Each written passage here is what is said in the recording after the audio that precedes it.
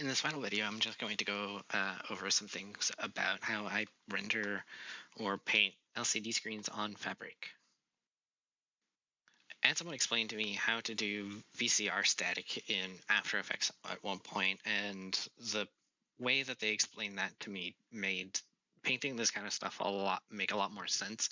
And it was that to be able to do it really effectively, you need to understand how the technology works.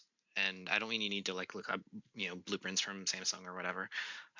It's just a core understanding of how does it work and why does it work that way.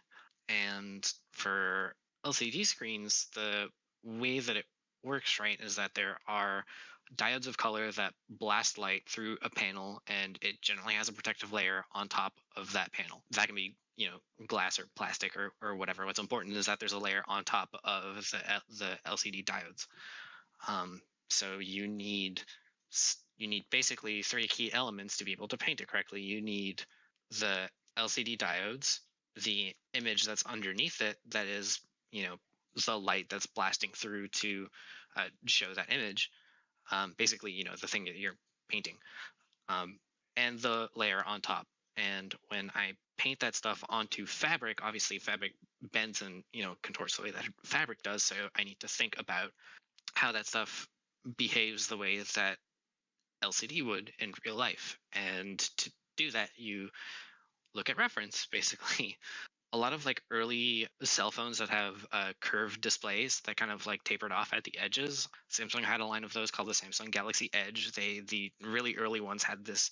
You could see that at really extreme viewing angles, the screen would become much harder to see, and you would basically only see the light that was bleeding through, because you weren't at an angle to be able to see the image anymore, but you were at an angle that you could see the light coming out from under the screen and hitting the glass layer on top.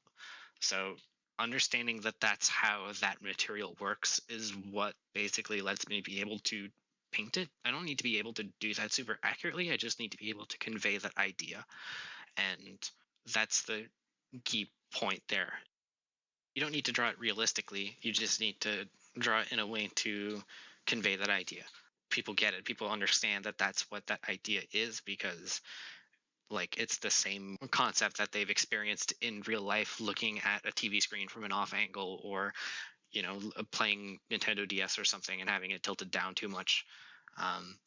It's that idea that they understand but presented in a very exaggerated form that lets them just immediately get the idea of what that technology is. The steps of rendering it isn't actually too difficult.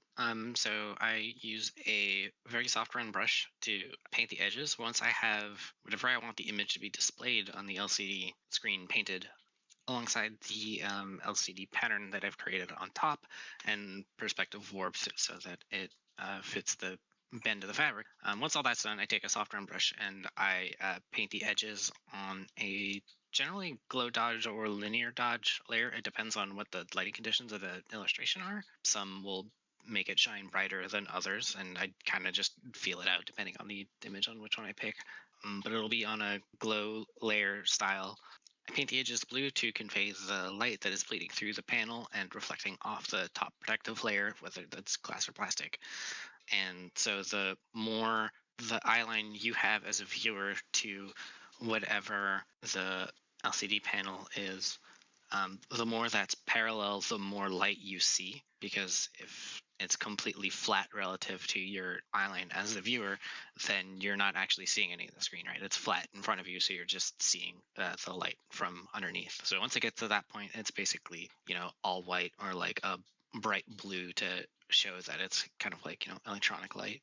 Generally, that does it. I do like to go over with an additional overlay layer and either touch up with some really soft white or black on the overlay layer just to like kind of punch up the contrast of whatever the LCD panel is. If it needs to look a little brighter in a spot or it needs to look a little darker in a spot, I'll just brush over that on that overlayer really quickly.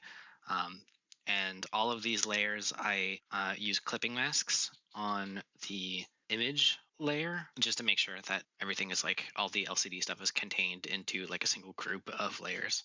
It makes it really easy to work with, and in case I need to go like fix something later, I can just do that really quickly without having to either redo or destroy a thing I've done previously.